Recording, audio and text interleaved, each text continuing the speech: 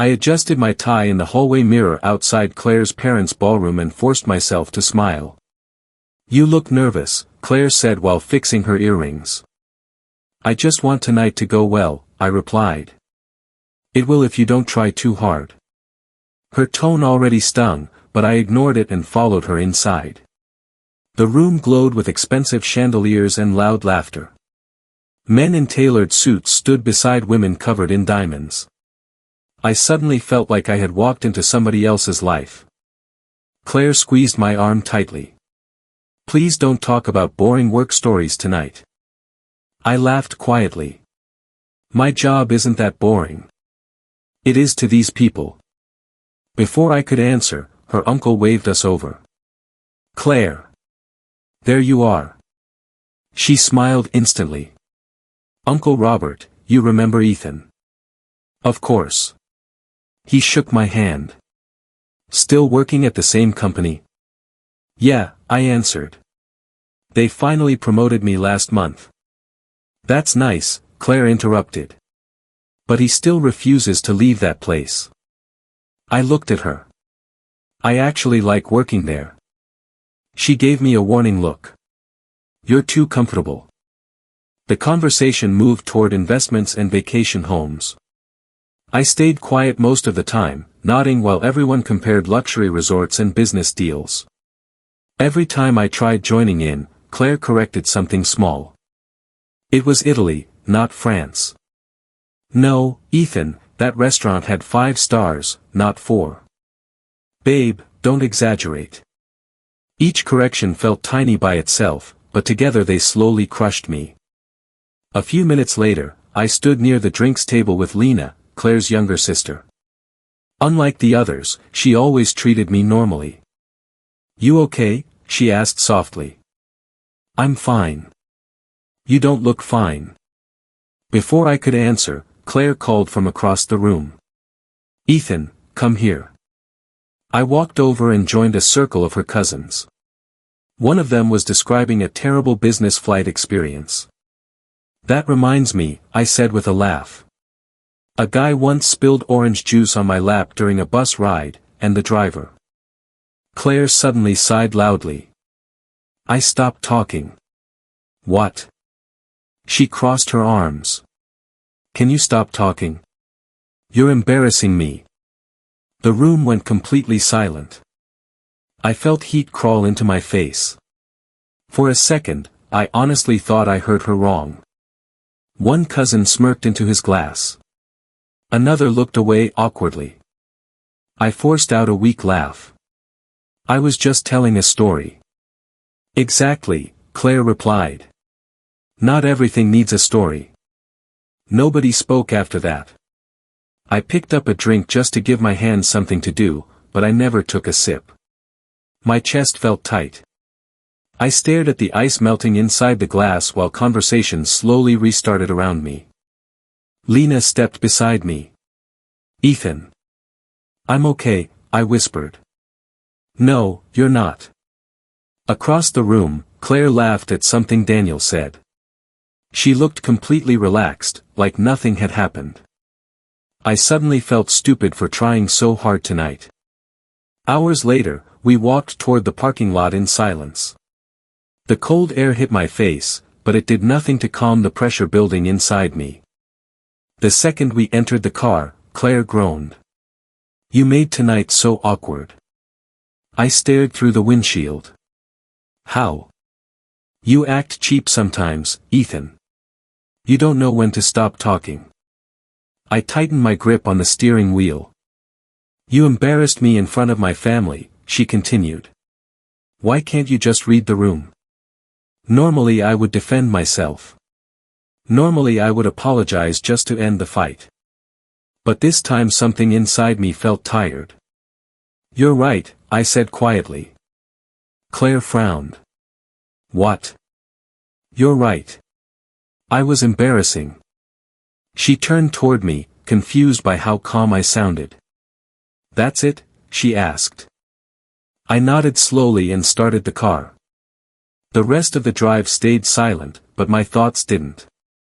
I kept hearing her voice in my head. "Can you stop talking? For the first time since marrying Claire, I realized I felt lonelier sitting beside her than I ever did alone. As Claire stared out her window, I finally understood loving someone did not guarantee respect. That realization hurt more than her insult because it suddenly made our marriage painfully empty. The apartment felt different after the family party. Nothing had physically changed, but the silence between Claire and me had become heavy enough to notice in every room. I stopped trying to impress her. I stopped asking about her day. I stopped explaining myself whenever she sounded disappointed. At first, Claire seemed pleased by the quiet. She sat on the couch scrolling through her phone while I washed dishes after dinner. "You're unusually calm lately," she said one evening. "I'm just tired. You used to argue more." I dried my hands slowly. Maybe I realized arguing doesn't help. She narrowed her eyes like she was trying to understand whether I was insulting her. "You're acting weird, Ethan. Maybe I'm just listening more." Claire shrugged and returned to her phone. 10 minutes later, I heard her laughing quietly at something on the screen. I looked over, but she tilted the display away from me without even noticing she had done it. That hurt more than it should have. 2 days later, Nathan came over carrying pizza and beer. The second he saw my face, he frowned. "You look miserable." "I'm fine. Stop lying to me." We sat at the kitchen counter while I told him what happened at Claire's family gathering. Halfway through the story, Nathan slammed his beer down hard. "She actually said that in front of everyone?" I nodded. "Ethan, that's cruel." She was frustrated. "No," he pointed at me. "A wife who loves you doesn't humiliate you for entertainment." She didn't mean it like that. Then how did she mean it? I stayed quiet.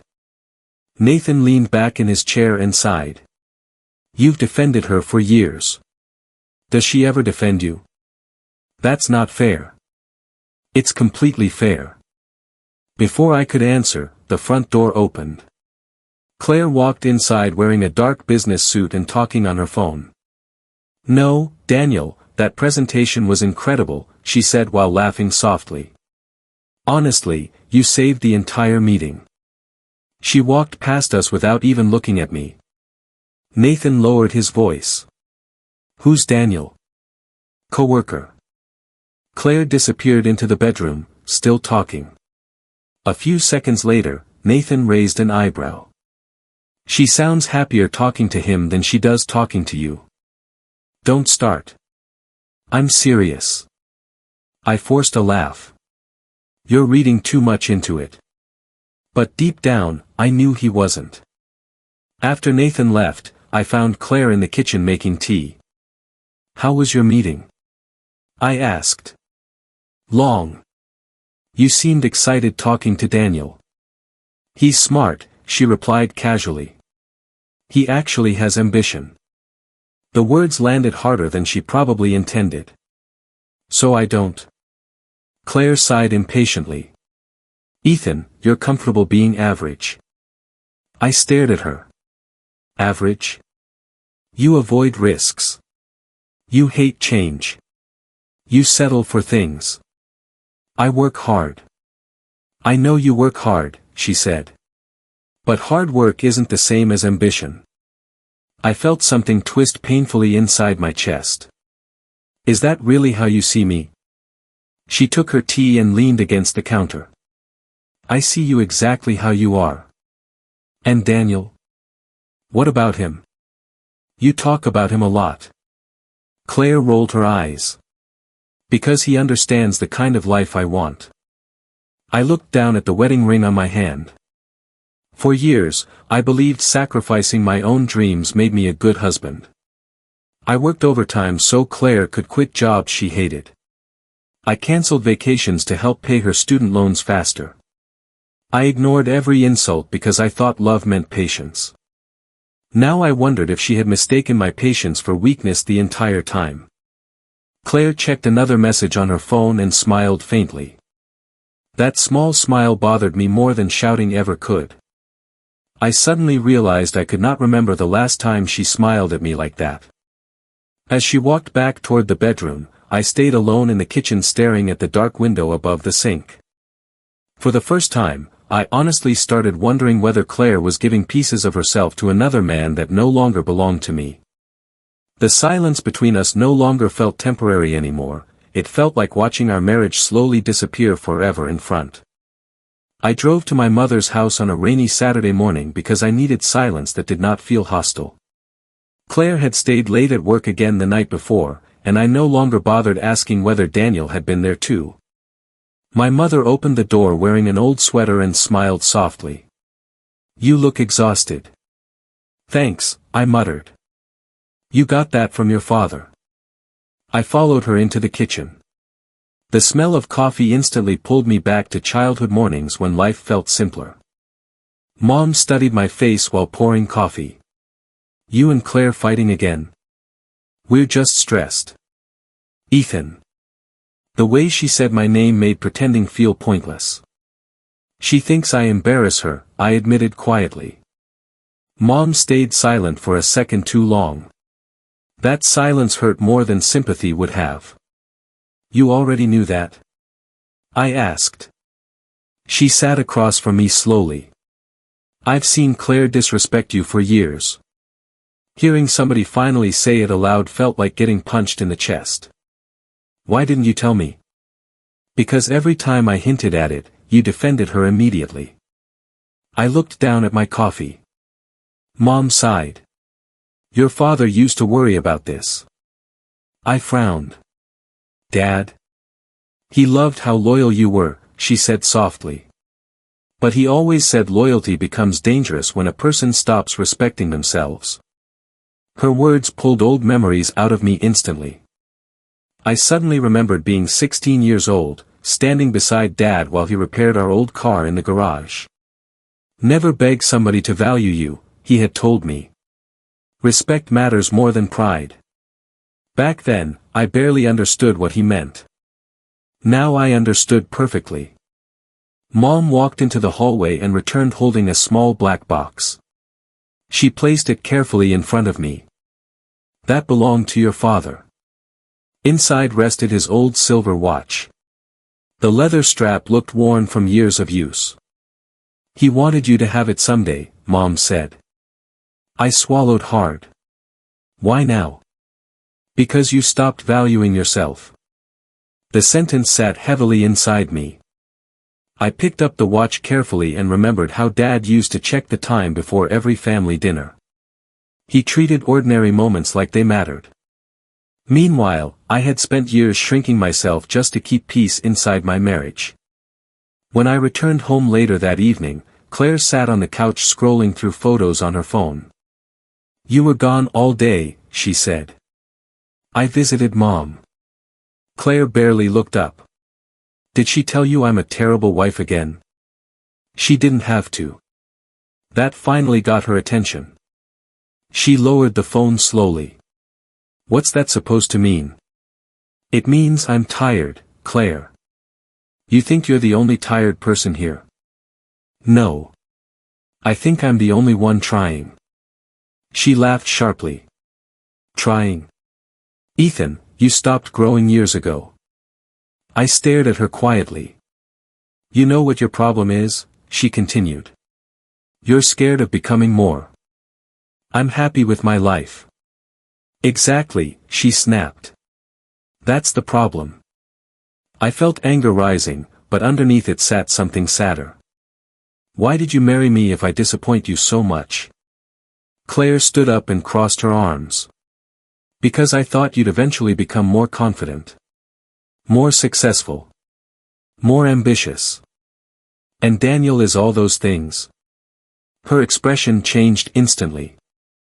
"This isn't about Daniel. You compare me to him constantly." "Because he actually challenges himself," she replied. "He walks into a room with confidence. People respect him."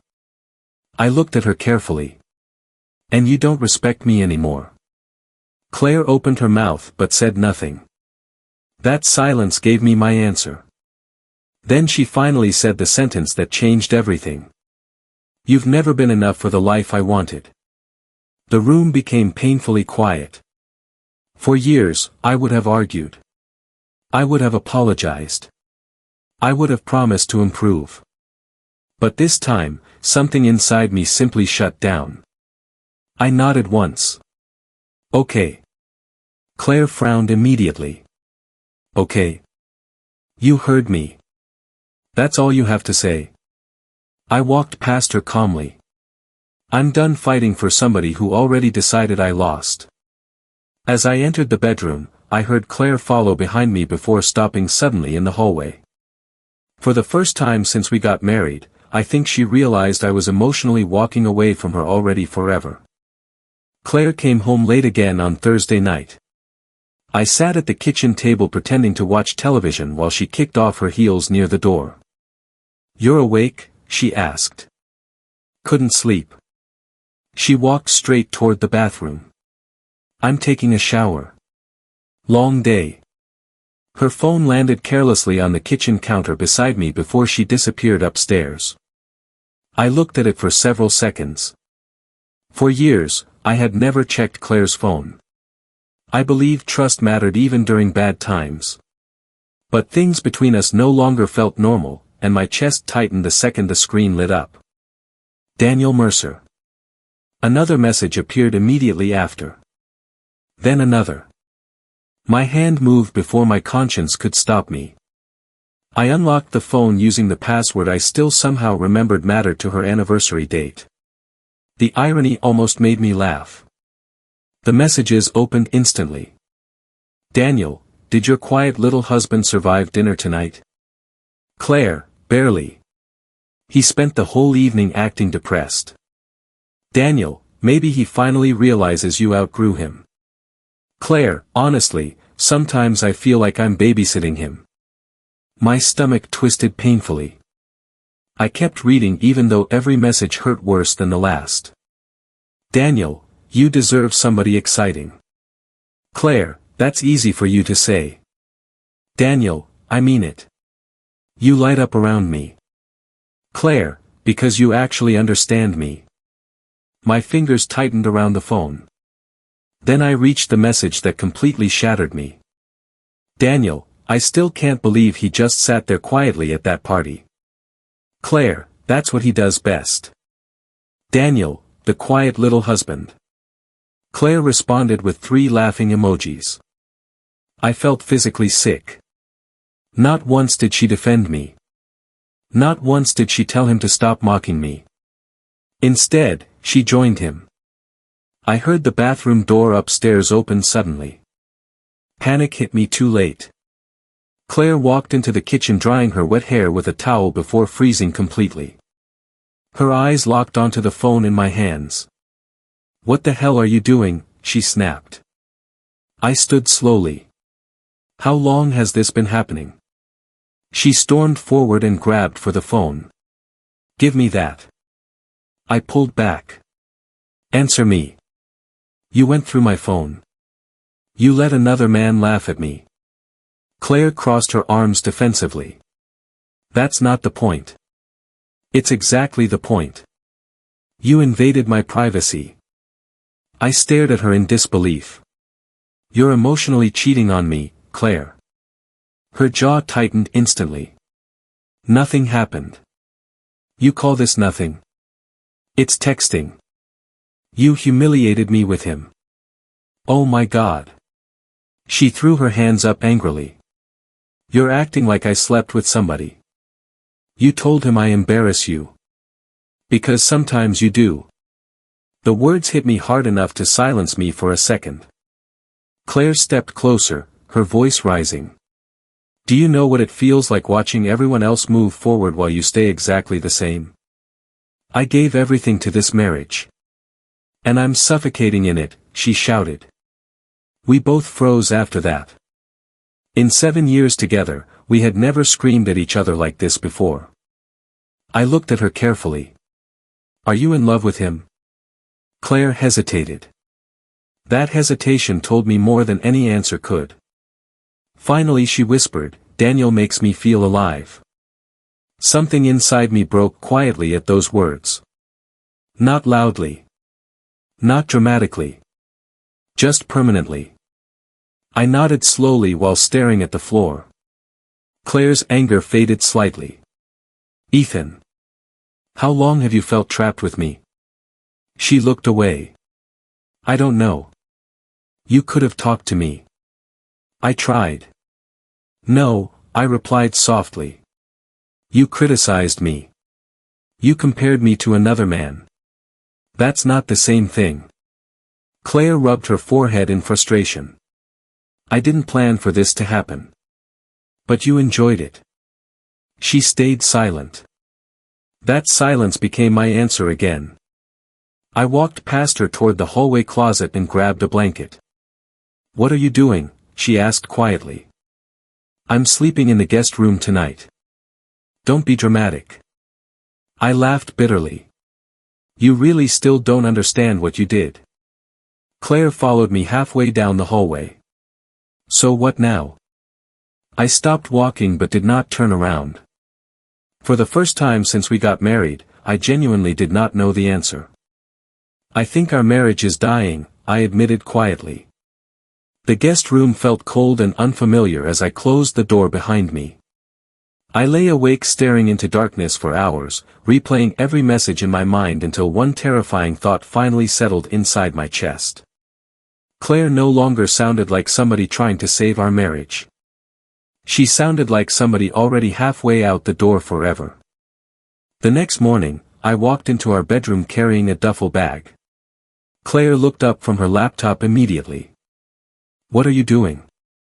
I opened the closet calmly. Packing. Her expression changed from confusion to annoyance. Seriously? I folded shirts carefully without answering. Claire stood up. Ethan, stop acting dramatic. I zipped the side pocket slowly. I'm leaving for a while. You're unbelievable. I finally looked at her. You told another man he makes you feel alive.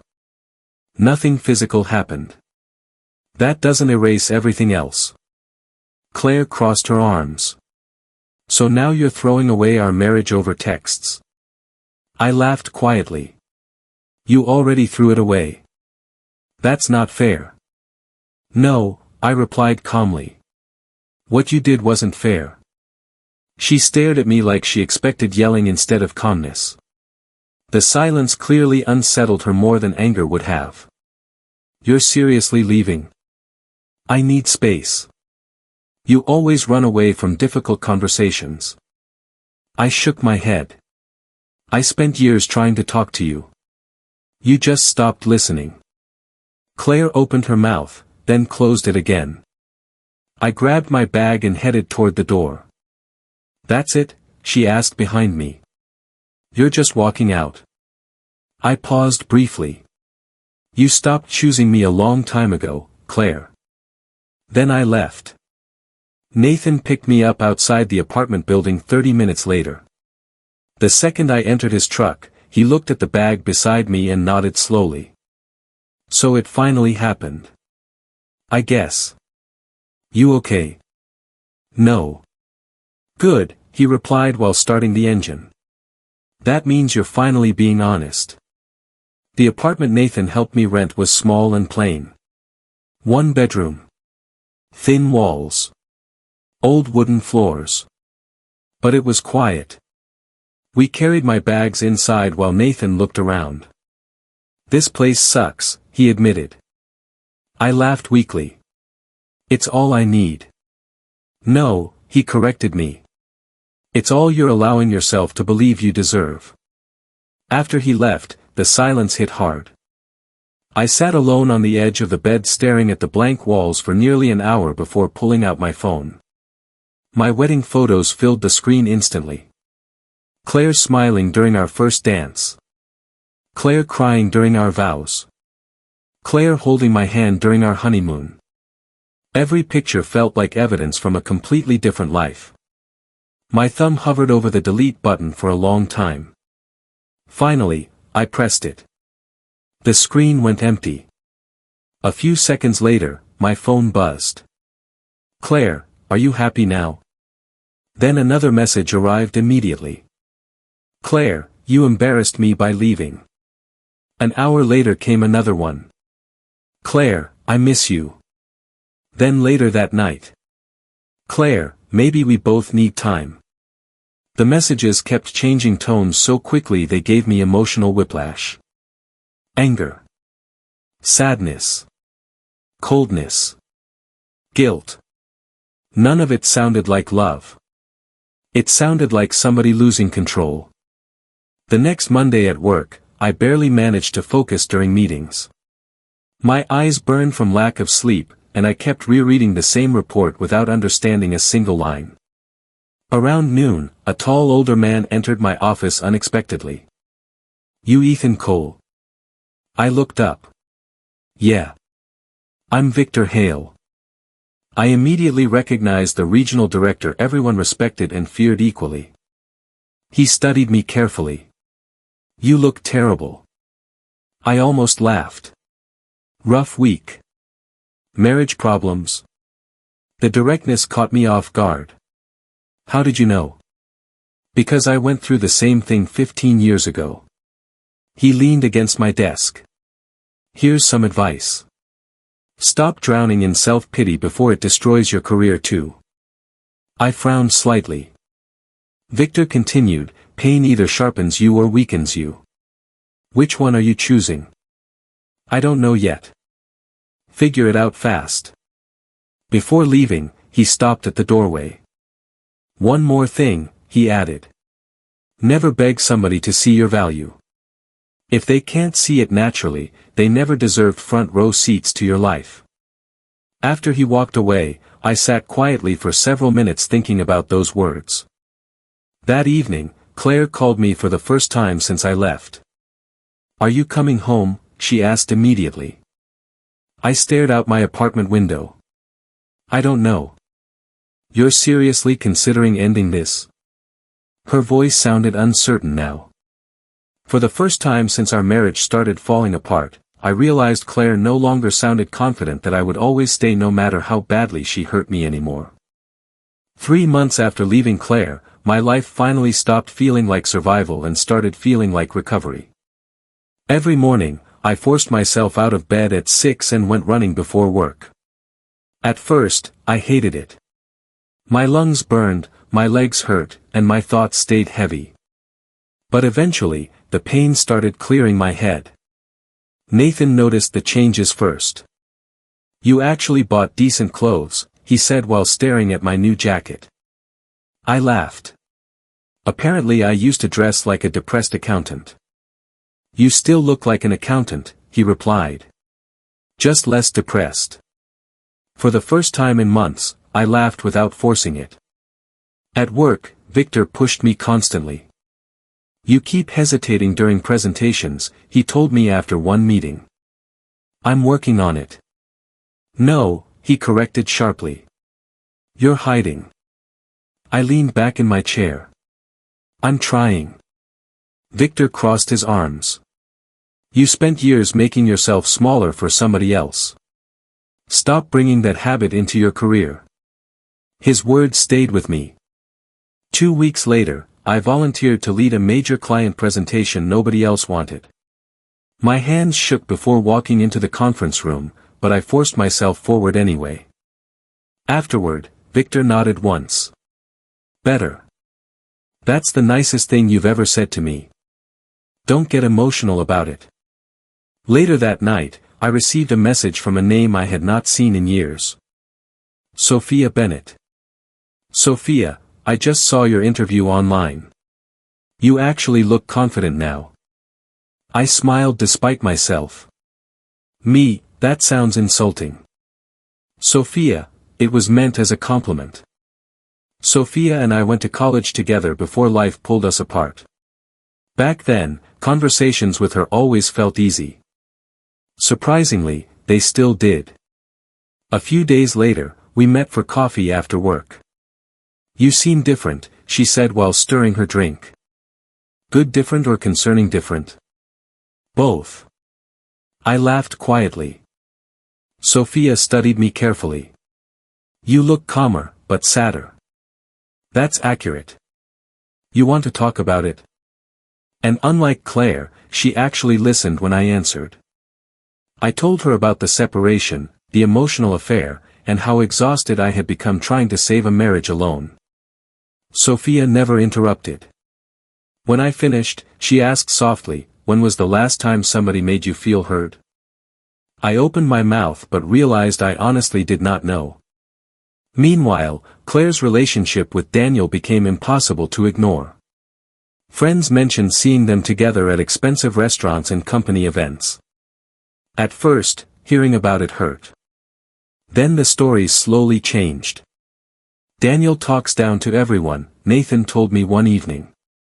Another coworker added, I heard Claire left a work party crying. A week later, Lena secretly asked to meet me for coffee. She looked nervous sitting across from me. Claire doesn't know I'm here, she admitted. That's probably smart. Lena sighed. Things with Daniel aren't good. I stayed quiet. He's controlling, she continued. Everything has to revolve around him. That sounds familiar. She misses you, Ethan. I looked out the cafe window. Lena lowered her voice. She says you made her feel safe. Those words would have satisfied me months ago. Back then, I wanted Claire to regret hurting me. But now, hearing it mostly made me tired.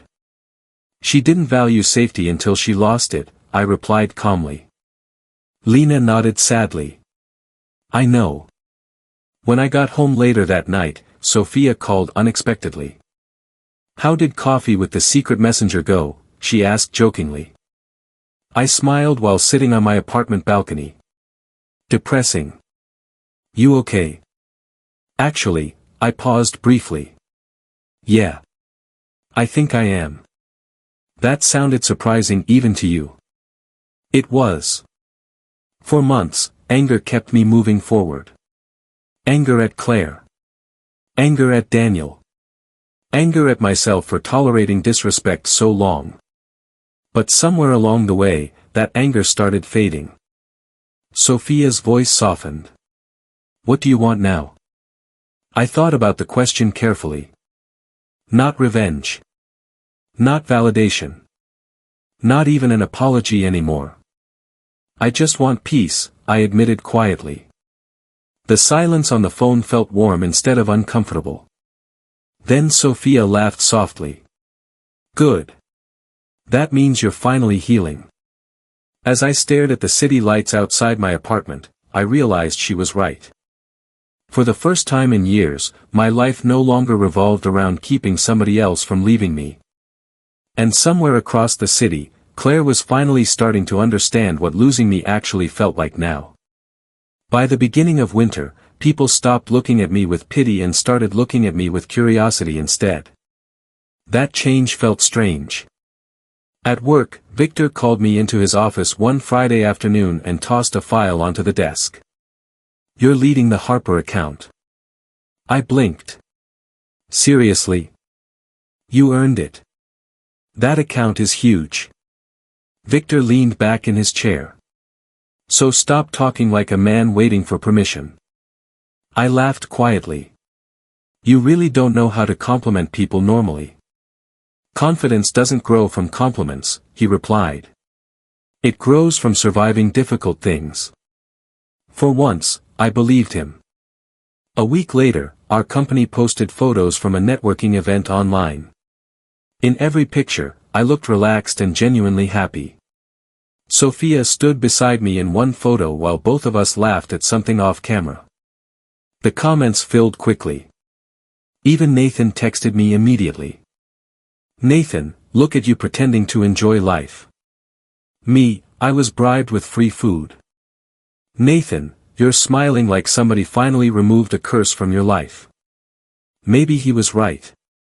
3 nights later, my phone rang after midnight. Claire. I stared at the screen before answering. Hello. Her voice sounded shaky. Did I wake you? No. A long silence followed. Then she asked quietly, are you seeing someone? I leaned back against the couch. Why does that matter? I just asked a question. Sophia is a friend. Claire laughed bitterly. You sound happier with her than you ever sounded with me. I almost responded defensively before realizing something important. She was right. What do you want, Claire? Another silence. Then I heard her breathing unevenly. Daniel embarrassed me tonight. I closed my eyes slowly. We were at this charity event, she continued quietly. I said something during dinner, and he told me to stop talking because nobody cared about my opinion. The irony hit me instantly. How did that feel?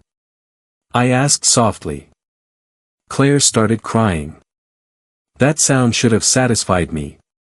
Months ago, it probably would have. Instead, I mostly felt sad. He's changed, she whispered. No, I replied calmly. You're just finally seeing him clearly. The next evening, Lena called me. There's something you should know, she said nervously. What happened? Daniel's ex-wife contacted Claire. I frowned. Why? She warned her. Apparently, Olivia Mercer had met Claire privately that morning and explained exactly who Daniel really was.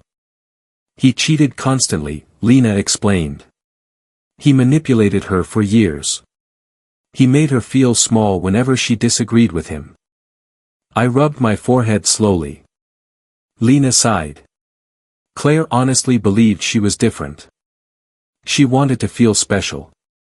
Well, Lena replied sadly, now she knows she wasn't. Over the next several days, Claire started calling more often. Sometimes she sounded angry. You moved on fast, she accused during one call. I moved on slowly, Claire. You just didn't notice. Other nights she sounded emotional. I miss talking to you. We barely talked during the last year of our marriage. Then sometimes she sounded cold again. Maybe we both failed each other. That part was true, but I noticed something important. Claire never called to ask how I felt anymore. She called because she felt lost. Meanwhile, my own life kept improving. Victor introduced me to important clients. My confidence grew during meetings. I started speaking without second-guessing every sentence. One evening after work, Sophia and I walked through downtown carrying coffee while snow lightly covered the sidewalks. You seem lighter lately, she observed. I think I finally stopped blaming myself for everything. That's healthy. I glanced at her. Claire used to make me feel like I constantly needed to prove my worth. Sophia looked genuinely confused. Why would love require constant proof? That question stayed in my head all night. Later, around 1 in the morning, Claire called again. I answered with a tired sigh. Claire. I saw the pictures. What pictures? You and Sophia. I stayed quiet. You looked happy, she whispered painfully. For the first time since our separation, I heard genuine fear in her voice. Not fear of losing comfort. Not fear of embarrassment. Fear of losing me permanently. Then she asked softly, can we meet somewhere privately? As the silence stretched between us, I realized the balance in our relationship had completely changed. Claire was no longer the person pulling away. Now she was the one afraid of being left behind forever. Rain poured heavily over the city the night I met Claire at the outdoor cafe near the river. Water drummed against the plastic roof above the tables while cold wind pushed rain across the empty street. Claire already sat there when I arrived. For a second, I barely recognized her. She looked exhausted. Dark circles rested beneath her eyes, and her shoulders carried the weight of somebody who had finally stopped pretending everything was fine. Thanks for coming, she said quietly. I sat across from her. You sounded serious. I am. A waiter brought coffee, but neither of us touched it. Claire stared down at her hands for several seconds before finally speaking. I ended things with Daniel. I nodded once. Okay. That's it? What else am I supposed to say? Her eyes watered immediately. You really don't care anymore, do you? The question hurt because part of me still cared more than I wanted to admit. But caring and trusting were no longer the same thing. Claire wiped her eyes quickly. I kept telling myself I was unhappy because our life became boring. I stayed silent. But Daniel wasn't exciting, she continued bitterly. He was just new. And I confused attention with happiness. Rain crashed loudly against the roof above us. Claire looked at me carefully. I spent years chasing status, ambition, validation, all these things I thought mattered. You made that pretty clear. She flinched at my tone. For a long time, she whispered, I convinced myself you were holding me back.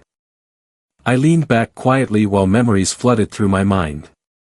Her correcting me constantly. Her mocking me at the family gathering. The messages laughing about me with Daniel. The loneliness I felt sitting beside my own wife. Claire's voice trembled.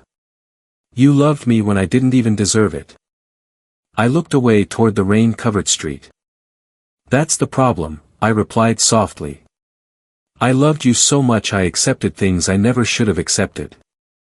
Claire started crying harder. I know, she whispered. For the first time since our marriage began collapsing, she sounded completely honest. No excuses. No blaming me. No defensiveness. Just regret. I destroyed the one person who truly cared about me, she admitted. I swallowed painfully because hearing those words still mattered more than I wanted them to. Claire looked at me desperately. Why are you so calm? Because I already mourned us months ago, I thought. But I could not say that out loud. Instead I answered honestly. I got tired of begging for basic respect. She covered her face briefly before lowering her hands again. When you left, she said shakily, I honestly thought you'd come back after a few days. I know. You always stayed before. That was my mistake. Claire stared at me silently. Then she whispered the question I already knew was coming. Can we try again? The words hit me harder than expected. Part of me instantly remembered the woman I married years ago. The woman who laughed with me in tiny apartments before money and status became obsessions. The woman who once held my hand like I mattered more than anybody else. I still loved pieces of that version of Claire. That was the painful truth. But love alone no longer felt safe. I looked directly into her tear-filled eyes. Do you know what finally broke me? Claire shook her head slowly. It wasn't Daniel, I admitted. It wasn't even the messages. Then what was it? The moment you looked embarrassed to be loved by me. Claire broke down completely after hearing that. People at nearby tables glanced over briefly before returning to their conversations. I'm sorry, she cried. God, Ethan, I'm so sorry. And strangely, I believed her. That was what made this so difficult. If she had remained cruel, leaving would have been easier. But now she finally understood the damage she caused after it was already too late. I took a slow breath. I forgive you, Claire. Her head lifted slightly. But trust? I continued quietly. I don't think that comes back. The hope in her expression collapsed instantly. You're really letting us go? I stood slowly from my chair while rain continued falling around us. I think we lost each other a long time ago. Claire grabbed my wrist weakly. Please don't walk away like this. I gently pulled free. As I stepped into the rain, I heard her crying behind me, but I forced myself to keep walking because deep down I finally understood something painful. Love without respect eventually turns into poison, no matter how beautiful it once felt before everything finally died between us. 2 days after meeting Claire in the rain, I drove to the cemetery carrying a small bouquet of white flowers and my father's old watch around my wrist. Cold wind moved through the trees while I stood quietly in front of his grave. For several minutes, I said nothing. Then I laughed softly to myself. You were right. The silence around me somehow felt comforting instead of empty. I crouched down slowly and brushed dirt from the edge of the stone. You kept warning me about self-respect, I murmured. I just didn't understand what you meant. Memories returned clearly. Dad teaching me how to shake hands firmly. Dad telling me never to apologize for taking up space in a room. Dad saying, love should never require you to disappear. Back then, I thought endurance proved love. I thought surviving pain quietly made me loyal. Now I finally understood something important. Love without dignity slowly destroys the person giving it. You would have hated seeing what I became, I admitted quietly. Maybe not. I turned and saw Sophia walking carefully across the wet grass holding 2 cups of coffee. You followed me? I asked. She handed me 1 cup. Your mother told me where you'd be. That sounds illegal. Sophia smiled faintly before looking at my father's grave respectfully. You talk to him often. Only when life falls apart. And what's he saying today? I looked down at the flowers near the stone. That I confused love with endurance for way too long. Sophia nodded slowly like she already understood. We sat together on a nearby bench while cold air moved around us. After several quiet minutes, she asked softly, do you still hate Claire? I thought carefully before answering. No, I admitted. I mostly just feel sad. Sad for yourself. Sad for both of us. Sophia leaned back against the bench. That means you're healing. I stared toward the cemetery gates. Sometimes I still replay everything in my head. That's normal. I keep wondering if I could have saved the marriage somehow. Sophia shook her head immediately. You can't save a relationship alone. Her voice stayed calm and certain in a way I desperately needed. Healing isn't forgetting pain, she continued softly. It's refusing to live inside it forever. I looked at her quietly. Unlike Claire, Sophia never made conversations feel like competitions. There was no tension. No pressure to impress her. No fear of saying the wrong thing. Being around her felt peaceful. That realization scared me slightly. My phone buzzed suddenly inside my jacket pocket. Claire. Another message. Another apology. For weeks, letters and texts kept arriving. I miss you. I understand now. I never meant to destroy us. At first, each message reopened old wounds. Now they mostly reminded me how late understanding sometimes arrives. Sophia noticed my expression. Her again.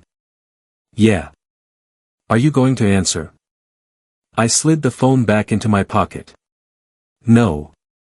That evening, Nathan came over to my apartment carrying takeout containers and his usual terrible attitude.